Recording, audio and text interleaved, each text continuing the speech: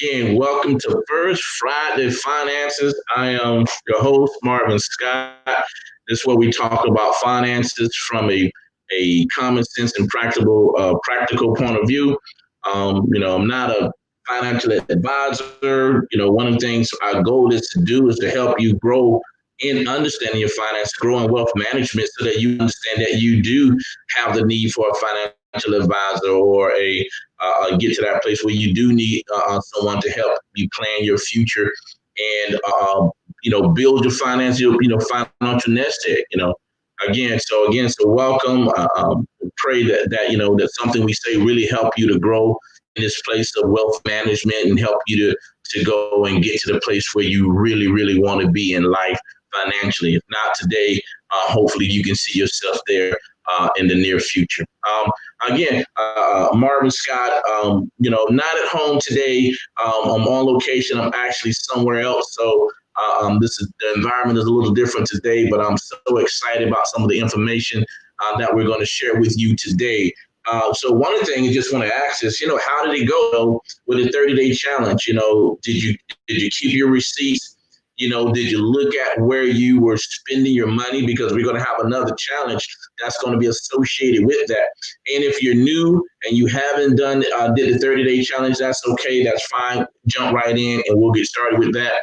And we'll tell you because you can keep up with that and do the 30-day challenge as well as the new challenge that we're going to add to it. So you're not too late. This is one of the core things that we do with wealth management. The first thing you have to do is identify, where you're spending your money, where your money is going. And we'll get to that a little later, but just understand this, monitoring your cash flow is so important. I can remember years ago, my wife and we get married, we have a house built, um, and we had to pay the builders some extra money after we had the house built because there were some additional things that we had done added to it. And so we were paying him extra money a month. We paid him off, but at the same time, it's like, okay, one day I'm saying, where is the money going? I thought we had X amount of dollars left over. So where's that extra money going? And so the question is, if I had to ask the question, where is the money going? That means I wasn't monitoring my finances. Does that make sense to you?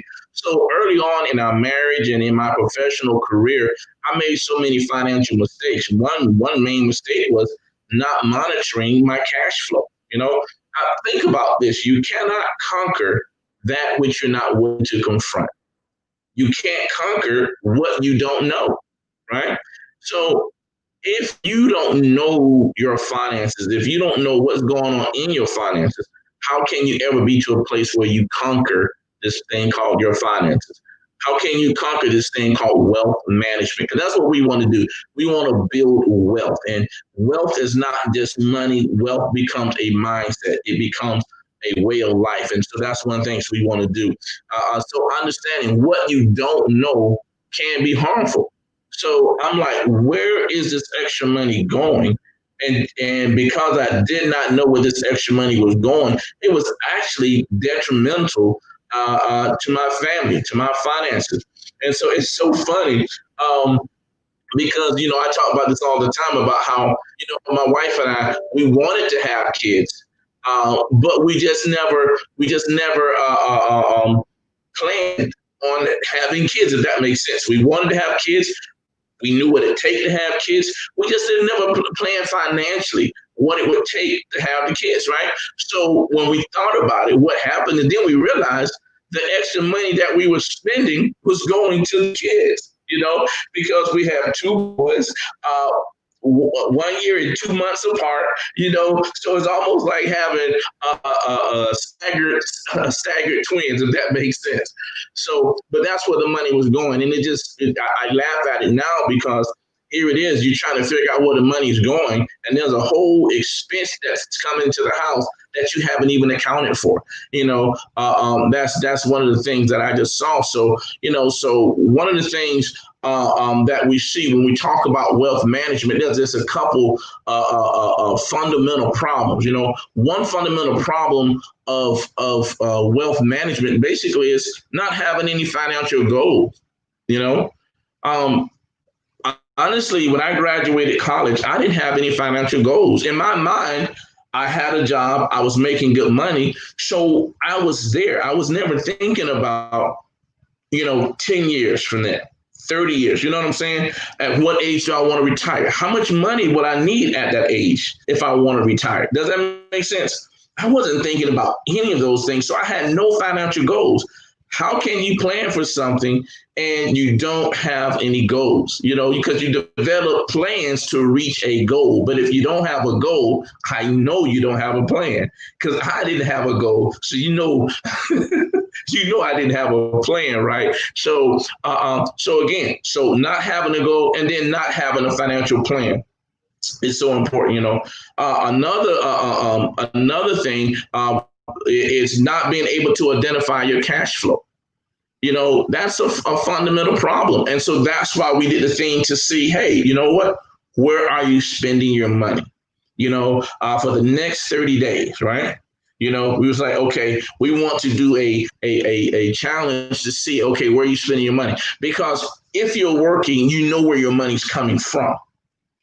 The thing is, do you know where your money's going? Yeah, you're paying your rent or your mortgage. Yeah, you're paying your utility bills. Yeah, you might be paying a car note, and you might be paying for a cell phone and all these different things, right? But are there any other things that you're spending money on and you don't even know them? That those things become leaks. You know what I'm saying? It's like, think about this. This leak is like having a car tire, right? And there's a nail in the tire and you don't know it. So and it's slowly leaking air, right? And so you look at the tire and it looks normal at first, but the next day you wake up and it's like, man, the air in the tire is gone. What's happening? Because there's a leak. There's also, I've had a tire that had a leak because the valve was faulty. Where I was putting the air in at, that was damaged. And so the air was actually seeping out of that. So, saying that to say there are areas where there's damage where you should be putting money in at is faulty at the start. You know what I mean? And where you should put the air in, and this place should be designed to hold the air and keep it from going out, that place is not working. So there's certain things that we might be doing. We're putting money in a place that's supposed to hold our money, but it's not holding our money appropriately, and our money is slowly seeping out. So not being able to identify cash flow is very important. And then the fourth thing is not having a budget. And a budget is a part of that financial plan. Let me say, not having a financial plan or not having a budget, right? Think about this. When you look at this big picture of the problems that we just talked about, no goals, no plans, not being able to know the cash flow, this type of thing, think about it. Imagine, if you will, you're going on a trip and you don't know where you're going and you don't have any directions and you're traveling down a one-way street in the wrong direction. Guess what? You need to do a U-turn. You need to turn around, but you don't even know where to get off at. You follow what I'm saying? You just you're lost. And that's what it's like when you find yourself in this place. It's actually like you're going somewhere that you don't even know where you're going. You just know the direction you're going is not where you want to be. And most of us may find ourselves in that place right now. Financially, we may have found ourselves in a place where, I really don't want to be here. I just don't know how to get off. I don't even know how I got here. You just wake up and you're thousands of dollars in debt. You got student loans, you got credit card debt, you got a car that you're paying too much money for, all these different things. And so how do I turn this thing around? And that's why we get a goal. That's why we set financial goals. That's why we develop a financial plan that includes a budget. And then that helps us to identify and monitor, and not only monitor, but manage our cash flow. So those things are so important to do, because I can remember, and those of you who know me from back in the day, I can remember I graduated with my BS in pharmacy in '93. And while I was going to school full time for my doctor of pharmacy, I was working at Health South Rehabilitation Hospital. I was working at Kmart Pharmacy for a while until they closed. But then I was also working at Winn-Dixie Pharmacy, and I was working at American Home Patient. So I'm going to school full time, and I got 3 and at one point 4 part-time jobs. Yeah, man. I had 4 part-time jobs. So I'm working all these different hours, and guess what? Had no money to show for it, because I had no goals. So no goals meant I had no plans. I was just working, making money to do what? Spend it. Does that make sense to you? And so I know for me, that's where I was. And so I want to be able to really get that. I see a question that popped up. What's the difference between a budget and a plan, right? Think about this. A budget tells me, okay, this is how much my mortgage is. This is what it should be. This is what I'm actually paying, right? So a budget actually breaks down my expenses into categories and how much I should be putting in these areas. It helps me to identify what areas I'm over budget. And we're going to actually go through that over the course of time. We're going to go through how to help you develop your own budget. We're going to do that. A financial plan tells you, okay, for example, I want to retire at the age of 50, right? Okay, well, at the age of 50, how long do you think you're going to live after that? You say, okay, I think I'm going to live to be 80, 85 years old, right? So now that means I'm going to live 35 years after I retire. Well, how much money do I think I would need per year in order to survive and live the way I want to live, right? So for the ease of math, I'm going to say I need $1 million a year. Now, if you need $1 million a year to live off of, hamburger, that's a lot of money, right? But let's just say we need $1 million because of everything we want to do, inflation and all those different things, right? So I need $1 million a year. So that means I need $35 million. My financial plan helps me to set up so that now I can start, investing money, making money, putting money aside so that I can achieve my goal. My financial plan has nothing to do with, okay, how much is my mortgage? How much is my car note? All those things are in my budget. My financial plan is, how do I manage my money? How do I put money aside? How do I invest my money so that when I get retirement age, I can have the $35 million that I need? Did that answer your question? Okay. So again, that's the difference between that financial plan and a budget, and if that's not clear, please, shoot me something so I'll know, and I'll try to explain that a little bit more in detail. And again, we're going to go through some things to help you actually develop a budget. We'll do that because most people feel like, especially when we're not making enough money, we say we don't have anything to budget. Let me say this, and hopefully I can say this as clear as possible. Everybody needs a budget if you feel like you're not making enough money. Everybody. The only ones who don't need a budget, but I promise you they have one, are those who make more than enough. You follow what I'm saying? Oprah does not have to budget for a birthday party. She just says, I'm going to have a birthday party. You and I, we have to do what? Budget. Does that make sense? Everybody has to have a budget. So please understand a budget is a systematic approach to how and where I'm spending my money. A budget helps me to know what areas I'm actually spending too much money in and what do I need to do to rearrange it. Does that make sense to you?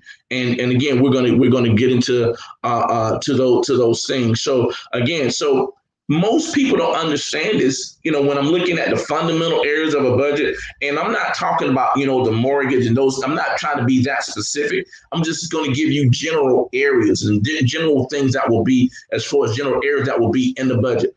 Most people don't realize this, but one of the first things you put in your budget is your income, because that's how you know what you have.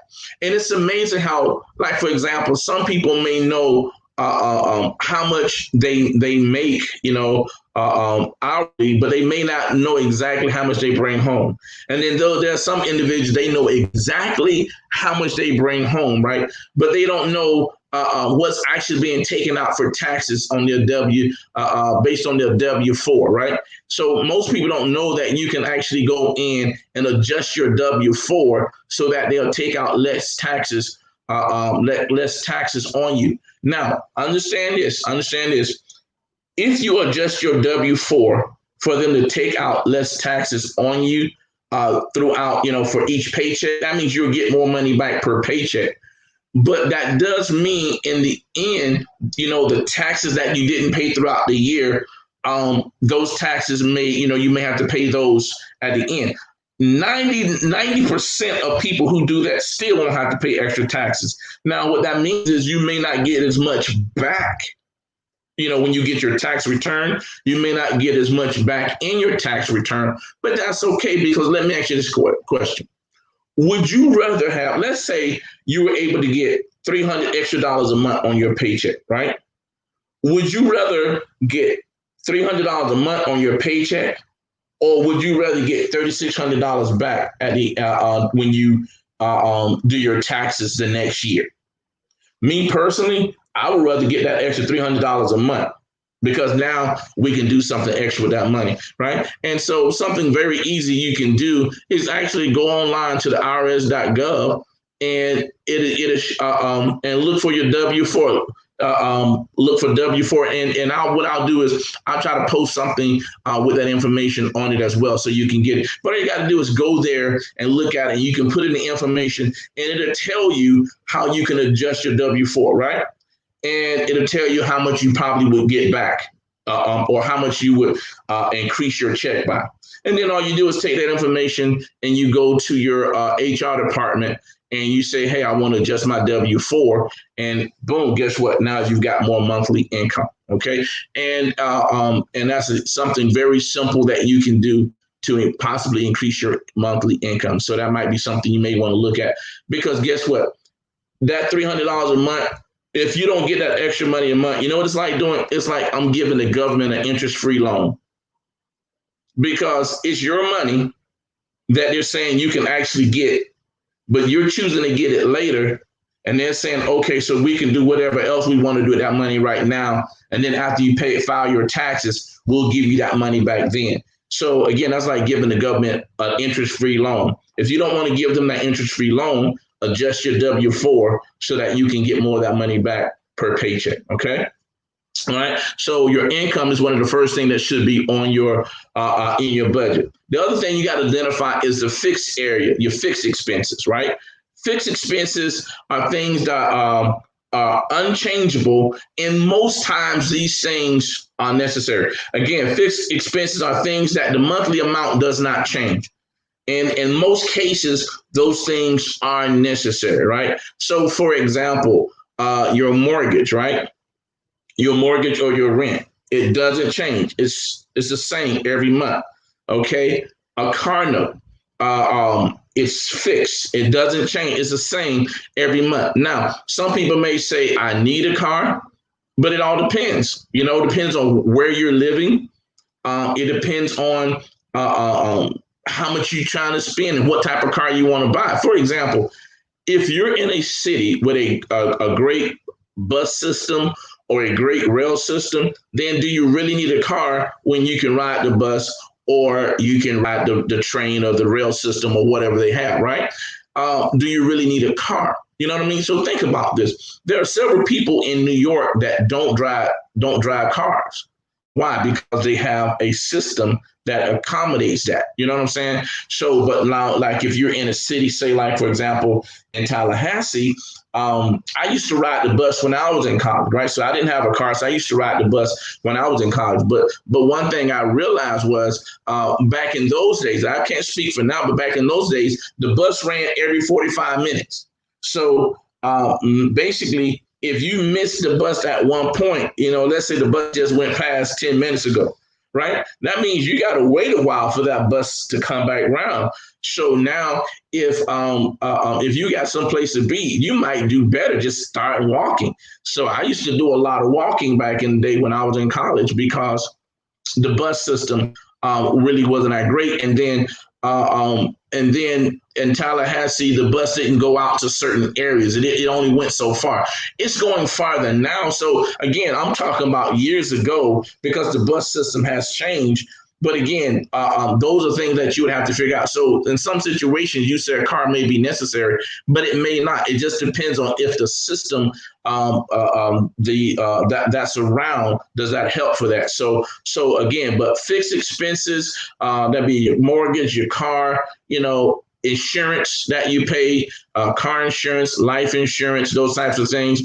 Those things normally don't change. Those things are consistent. You got to have health insurance. You got to have car insurance. And I would say this too. One of the things that we most times don't talk about it, but let me go and say it since I mentioned insurance. Everyone should have life insurance.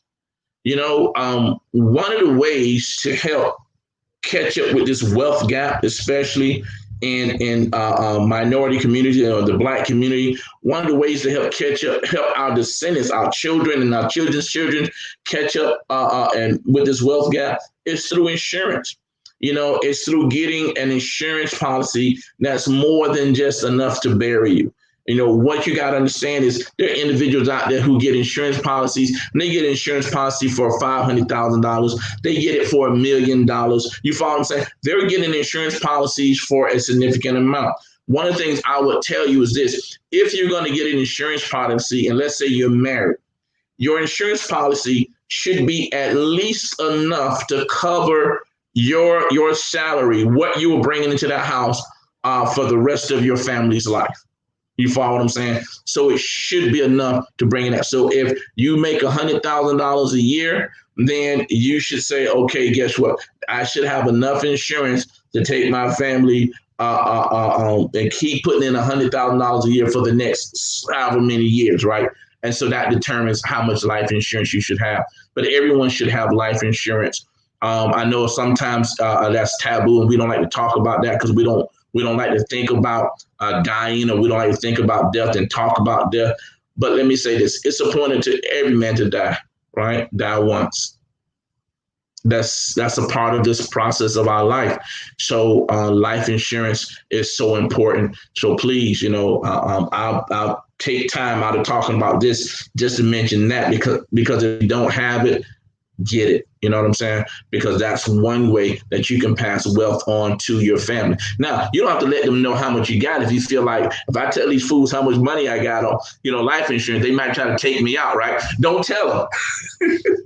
Don't tell them. But at the end of the day, please, have a policy and be able to pass that policy on to your children so that now you've just left in your death, you left a legacy, you passed on wealth to them, which now takes that family one step higher. The next thing when we're looking at parts of a budget is variable or flexible expenses. And again, that's just what it says.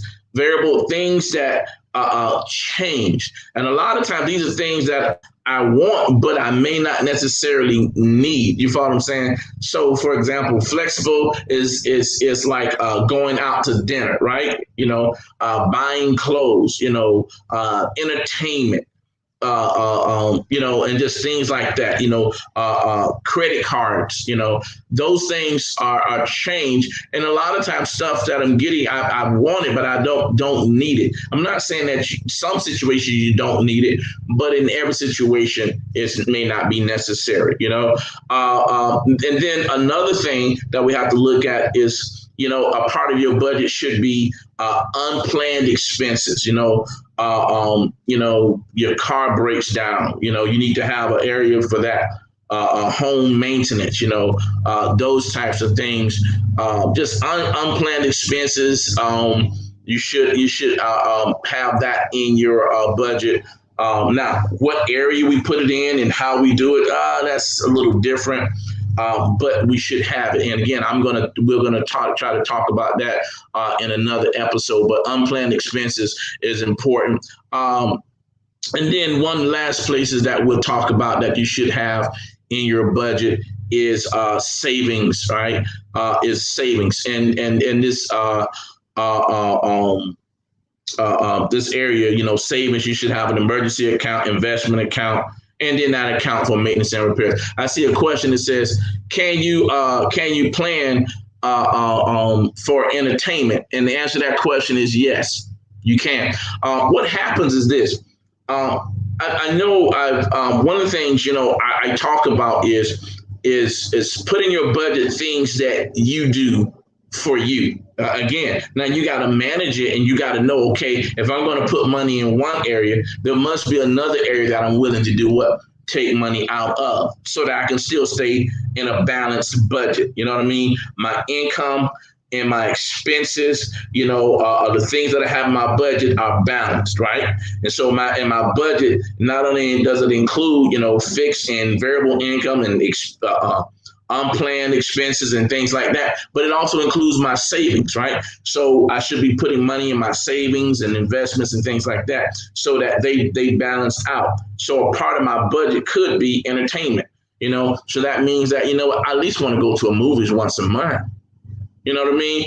And when I go to the movies, I ain't talking about just going to see the movies. When I go to the movies, I want to get the popcorn, I want to get the drink, whatever it is, you plan. See, a budget is a part of the plan on how you're going to spend your money. This is my plan on how I'm going to spend my money day to day. But it's not my financial plan on how I'm going to accumulate the wealth so that I can reach my financial goal. Does that make sense?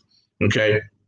But again, you want to have the savings account, for emergencies. You want to have it for investments and things like that. One of the things I want to talk about as we bring this episode to a close is the power of, savings with interest or investments. There's a person years ago named Thelma Pearl Howard.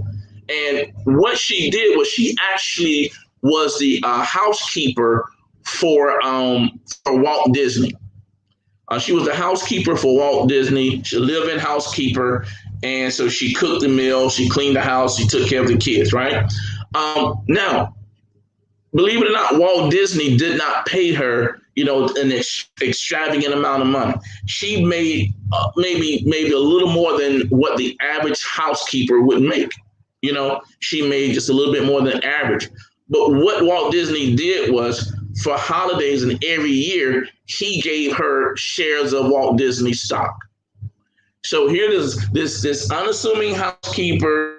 Now, the good thing about it, even though her salary wasn't that great, he was also because she was able to live in, and she lived for free. So her money didn't have to go to rent and anything like that. You know what I'm saying? It just went. So, but what she did was, he bought her stock. Every year he would give her some stock. Every year he would give her some stock. Every year he would give her stock. And she worked for him for 30 years. What she started doing with her money is also buying what? Shares of Walt Disney stock. Guess what? When she died, she had over 193,000 shares of Walt Disney stock. And that was in 1984, right? And so in 1984, she died. She had over 193,000 shares of Walt Disney stock, which equated to $9.5 million. Her family did not know that she was actually a multimillionaire. So we talked about last week. We talked about Miss Osceola McCarty, who just saved money, lived modestly and saved money, and wound up being able to give over $150,000 just from savings, right? Now, this person here, they saved their money, but they put it in somewhere what got them what? Interest. They invested it. And so now they didn't have just $150,000. No, their shares of stock actually came up to $9.5 million over a 30-year time frame of working for Walt Disney. That's the power of saving with interest. Listen, I want you to understand that you can do this. You can accomplish your financial goals. We just got to set them, right? And then we got to manage our wealth. And I promise you, if you do, you're going to see yourself shifting from not having enough to having just enough, to being in a place where you have more than enough. We want to see you in a place overflowing, right? We want to see you in a place of milky honey where you understand that God has truly given you the power to get wealth. The power is yours. We just got to walk in it. Hey, thank you so much for tuning in, and we'll see you next time. Just real quick, 30-day financial challenge. We want to give you this. We want to go on a 30-day financial fast, right? So what we want to do is we want to be able to identify the areas that we spent our money in. We tracked our spending. Now, the areas where we found ourselves spending money, let's identify those areas that, guess what? We don't really need it. We want it, we enjoy it, but we don't really need it. And if we don't really need it, let's go without it for 30 days, a 30-day financial fast.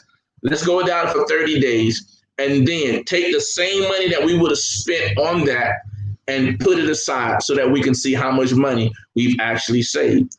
For example, if you drink coffee every day, let's see if we can go without that coffee every day, right? Let's not spend money on it, right? If you're going to do that, make your coffee at home, and so that you don't go out and spend $5 and $7 on a cup of coffee. And let's see at the end of this 30-day financial fast, let's see how much money we've actually saved or amassed. So go through your finances, look at the areas where you're spending money, the things that you don't need, that are not necessity. Let's fast from those things for the next 30 days. Let's do a 30-day financial fast, and let's see how much we will save at the end of this month.